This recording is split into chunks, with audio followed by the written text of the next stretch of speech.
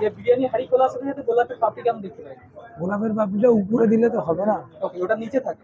Actually উপরে দিলে কি মানুষজনকে দেখিয়ে কি লাভ, দেখিয়ে। যদি সেটা ইউজই না হয়। উপরে গোলাপের পাপড়ি দিলে সেটা কোনো কাজে লাগে না, যার কথা হচ্ছে। এটা কত? জাল দেওয়ার জন্য তেল না ঘি দিলে ওটা? ঘি। তেল। এমনি ভালো আছে সারা গলা বসে গেছে, কারণটা কি? মন্দারমণি, দীঘার বিচ, এসব কিছু না, জানি না কেন হয়েছে। জানো না কেন হয়েছে? ওকে, গরমে এত ঠান্ডা জল খেতে খেতে মনে হয়। ঠান্ডা জল খেতে খেতে গরমে হয়ে গেছে। আরে একটা কথা বলো তো, এই যে আমেরিকান ফেরত দাদা, আমি তো তোমার কাছে প্রথমবারই আসছি। আমেরিকা বেশি গরম না এখানে বেশি গরম? এখানে বেশি গরম। এখানে বেশি গরম। একটা কথা বলো, এই যে হাড়ি বিরিয়ানি ভর্তি দেখতে পাচ্ছি, আমরা সকলেই তোমাকে চিনে গেছি এখন, যে আমেরিকান ফেরত দাদা। আমেরিকা তুই কোথায় থাকতে হবে? মিয়ামিতে, ফ্লোরিডা। কোথায় কোথায়? অ্যাকচুয়ালি ওটা কি আমেরিকার মধ্যেই পড়ে নাকি অন্য? আমি যেই শিপটায় কাজ করতাম ওটা আমেরিকান ওয়াটারে চলতো। আচ্ছা, তুমি শিপে কাজ করো? হ্যাঁ, ফ্লোরিডা। আচ্ছা, তো আমাকে একটা কথা বলো, যেরকম করে এইখানে বিরিয়ানি এত চল, তোমার বিরিয়ানি এত ফেমাস হয়ে গেছে পুরো অল ওভার কলকাতা। ফেমাস হয়নি কেন? ফেমাস হয়নি, ফেমাস হয়নি? আমার মতন কত দোকান আছে।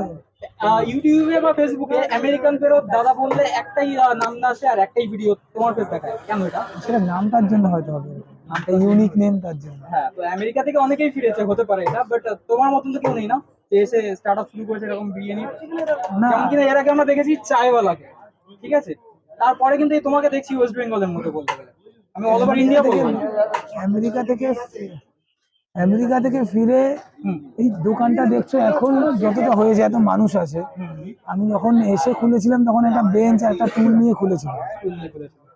সবাই দেখেছে সেটা স্বাভাবিক। এখন তো সবাই সাকসেসটা দেখছে। সেই সময় যে আমি একা বসে রাখতাম, সেই সময়টা আচ্ছা দাদা, আমাকে একটা কথা বলো, এই যে স্টেশন থেকে আমি এসছি বিধাননগর থেকে, ঠিক আছে, ধরো শিয়ালদা থেকে কেউ আসবে, তো ইজি রিচ করবে কি করে? মানে অশোকনগর স্টেশন নামতে হবে, নেবে তারপরে কি বলবে? অশোকনগর স্টেশন নেমে অটো আসে, ওই অটোতে এক অটোতে এখানে চলে আসে। এক অটোতে চলে আসবে। তো আমি একটুখানি জানিয়ে রেখে দিই, দাদা ফেসটা দেখা যাচ্ছে। কথাটা হলো কি, অটোতে ভাড়া নেয় 14 টাকা করে, তাই না? আর কি অ্যাড্রেস বলতে হয়? 19 নম্বর আমার দোকানের নাম বললে হবে। আমার দোকানের নাম বললেই হয়ে যায়, এটা কিন্তু একদম সত্যি কথা, কারণ অটোওয়ালাকে আমিও তাই বলেছি। তো অটোওয়ালা বলছে হ্যাঁ আমি নামিয়ে দিচ্ছি চলো, ঠিক আছে। তো অটোওয়ালাও খেয়েছে নিশ্চয়ই তোমার দোকানে, এটা খেয়েছে কিনা জানি না, তবে ওরা অনেক কাস্টমার নিয়ে আসে, তো অনেক কাস্টমার নিয়ে আসে। হাবড়া অশোকনগর থেকে অনেক কাস্টমারই নিয়ে আসে, তার জন্য ওরা চেনে। এই ব্লগ বাদে দূর দূরান্ত থেকে কি মানুষ আসে বিরিয়ানি খেতে, শুধুমাত্র খেতে আসে? আসে। অনেক দূর দূর দিয়ে আসে। এত এত ক্রাউড দেখতে পাচ্ছি আমি, তোমার ক্রাউডের ভিতরে ঢুকেও ছিলাম, জিজ্ঞাসা করছিলাম যে দাদা এখানে কেউ বাইরে থেকে আসছে নাকি সবাই লোকাল? তো বললো সবাই লোকাল। বাইরে থেকে আসে, আমরা তো এসছি অন্তত বাইরে থেকে কাস্টমাররাও আসে।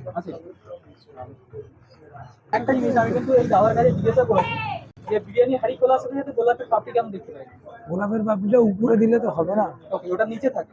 অ্যাকচুয়ালি উপরে দিলে কি মানুষজনকে দেখিয়ে কি লাভ, যদি সেটা ইউজই না হয়। উপরে গোলাপের পাপড়ি দিলে সেটা কোনো কাজে লাগে না, যার কথা হচ্ছে। এটা গার্নিশের জন্য। হ্যাঁ, এটা কবে বুঝবে? বুঝেছি, প্রথমে কদিন দিয়েছি, তারপরে বুঝেছি, তার জন্য এখন উপরে দিলাম, নিচে। মানে প্রথমে বুঝেছিলে, এখন দেখনাইটা বন্ধ করে দিয়েছে, এখন টেস্ট নিয়ে আলটিমেট দেখিয়ে কি লাভ যদি টেস্টি না হয়। টেস্ট যদি না হয়। তার মানে দাদা আমাকে বললো যে বিরিয়ানি হাঁড়ির তলায় থাকে, এটা কি সত্যি কথা? হ্যাঁ, যখন দম দেবে তখন দেখতে হবে। জানেন।